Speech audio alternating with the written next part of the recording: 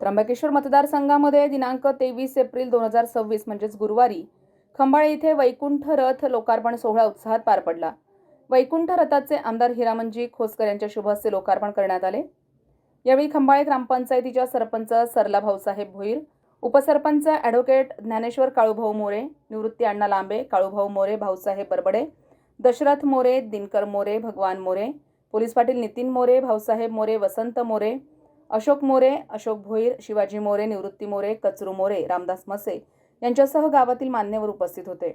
ज्ञानेश्वरभाऊ मोरे यांच्या वाढदिवसानिमित्त आमदार हिरामनजी खोसकर यांनी गावाच्या विकासासाठी महत्त्वपूर्ण अशी 25 लाख रुपये खर्चून डोम म्हणजेच सभागृह उभारण्याची घोषणा केली। या घोषणेनं ग्रामस्थांमध्ये समाधान आणि आनंदाचं वातावरण निर्माण झालंय। उपसरपंच ॲडव्होकेट मोरे यांच्या वाढदिवशी मागील वर्षी प्रवेशद्वाराचं उद्घाटन केल्याची आठवण आमदार खोसकर यांनी बोलून दाखवली। वैकुंठ रथ निर्मितीसाठी शरदजी देवरे, नानूशेठ बिरारी आणि किरणजी चव्हाण यांचे विशेष सहकार्य लाभले। या सोहळ्यास मोठ्या संख्येनं ग्रामस्थांनी उपस्थित राहून कार्यक्रमाला उत्स्फूर्त प्रतिसाद दिला। एकंदरीत वैकुंठ रथ लोकार्पण सोहळा आणि विकासाच्या घोषणेमुळे खंबाळे गावात आनंदाचं आणि उत्साहाचं वातावरण पाहायला मिळालं। संविधान न्यूजसाठी रामदास शीद, त्र्यंबकेश्वर। आपल्या इगतपुरी त्र्यंबकेश्वर मतदारसंघाचे कार्यसम्राट आमदार, आमचे मार्गदर्शक, आमचे नेते आदरणीय हिरामन दादा खोसकर हे आपल्या गावातील वैकुंठ रथाच्या उद्घाटनासाठी या ठिकाणी उपस्थित आहेत। अनेक दिवसांपासून ग्रामस्थांची इच्छा होती की आपली स्मशानभूमी साधारण गावापासून दादा 1.5 किलोमीटर आहे, तर दुर्दैवाने कधी काही निधन झालं तर अंत्ययात्रा खांद्यावर उचलून 1.5 किलोमीटर न्यावी लागते। आता काही ज्यांच्या ओळखी आहेत, राजकीय मंडळीशी संबंध आहेत, ते आपले कॉन्टॅक्ट वापरून शहरातील दिनकर अण्णा पाटील यांचा वैकुंठ तिथे बोलवत असत, परंतु गोरगरिबांना, सामान्यांना ते शक्य नव्हतं। त्यामुळे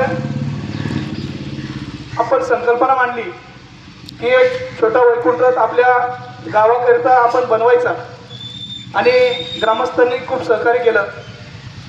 आणि या वैकुंठ रथाची तयार करायची किंमत आपण बाजारात जर बघितली किंवा एखाद्या फॅब्रिकेशनच्या कंपनीमध्ये जर गेलो आपण, तर साधारणपणे 4 लाख रुपये इतका खर्च या वैकुंठ रथाला येतो।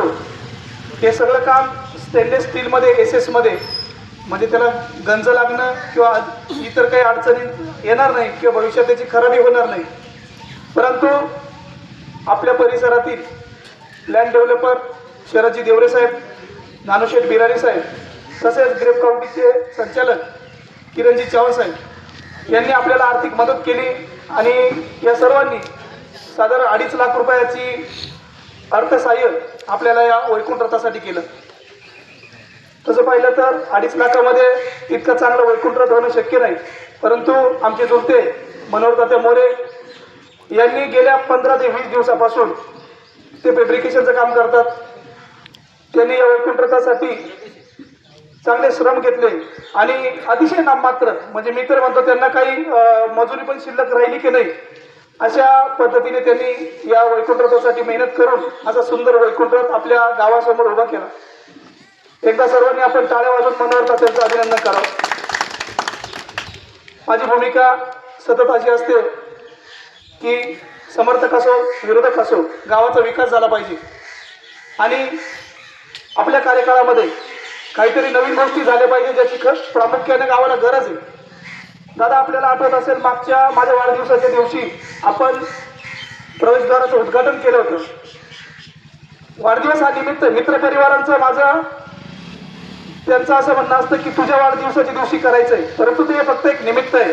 खरी जे अर्थसहाय्य करतात, मदत करतात, काबाड कष्ट करून एखादी वास्तू उभी करतात, एखादा वैकुंठ रथ उभा करतात, खरं सर्व श्रेय त्या लोकांचं आहे। आता आपण बघतो की अर्ध्या रात्री कधी जर कोणाचा दुर्दैवाने अंत्यविधी झाला तर हे ट्रॉली करण्याचा विषय असा की त्याला ट्रॅक्टर जोडून गावामध्ये ट्रॅक्टर उपलब्ध आहे। आम्ही पिकअपचा दादा विचार केला होता, पिकअपचा बजेट जास्त जात होता, परंतु आपल्या गावामध्ये मृत्यूचं प्रमाण तेवढं नाही। 2-2, 4-4 महिने एखादा मृत्यू होतो, त्यामुळे मग त्याचं सर्व्हिसिंग असेल, त्याचा मेंटेनन्स असेल, अनेक प्रश्न आहेत। त्यामुळं मग सगळ्यांची चर्चा केली. सगळ्यांनी सांगितलं की ट्रॉलीचा करा, त्याला झिरो मेंटेनन्स आहे आणि ट्रॅक्टर गावामध्ये सगळ्यांकडे उपलब्ध आहे. तर या संकल्पनेतून हा वैकुंठ रथ आज आपल्या सर्वांच्या समोर आहे आणि आज आपण त्याचं दादांच्या हस्ते नारळ वाढून लोकार्पण करतोय. मी दादांना आपल्या सर्व ग्रामस्थांच्या वतीने विनंती करतो, सर्वांनी एकदा पुढे येऊन नारळ वाढवायचं आहे. आणि तुम्ही सुरुवात अतिशय चांगल्या पद्धतीने केली. या गावचे सरपंच मोहिताई आणि उपसरपंच भाऊ मोरे यांनी एक चांगल्या पद्धतीनं प्रत्येकाला त्या ठिकाणी जावं लागतं, कोणी चुकत नाही. आणि अशी भावना लक्षात घेऊन आणि वैकुंठाच्या ठिकाणी तुळशीच्या वाढदिवसानिमित्ताने आज गावासाठी ज्यांनी श्रमदानातून केला त्यांचं खरोखर सगळे जी जे उपस्थित होते भाऊ असेल, विजय भाऊ असेल, सुनील भाऊ असेल, भाऊ सर्वच यशवंतभाऊ महाने असतील, सर्व ज्येष्ठ मंडळी यांनी सुद्धा असतील, सगळे उपस्थित आहे.